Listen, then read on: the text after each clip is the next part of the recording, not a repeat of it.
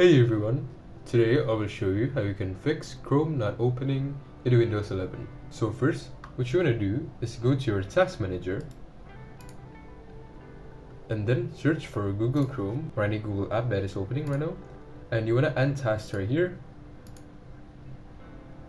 Alright, close it, and now you can try if it's working or not. But if it's not working, you can go to the search bar, type in Chrome, go to open file location by right clicking and click on this.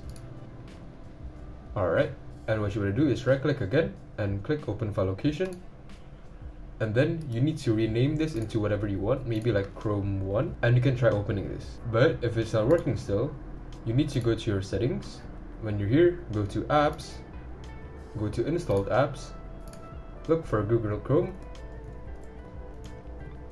click on these three dots right here and click uninstall. Once you uninstall, you can just install it back and it should work. If you guys have any questions, you can just leave them in the comments below and I'll try to answer all of it. Thanks for watching.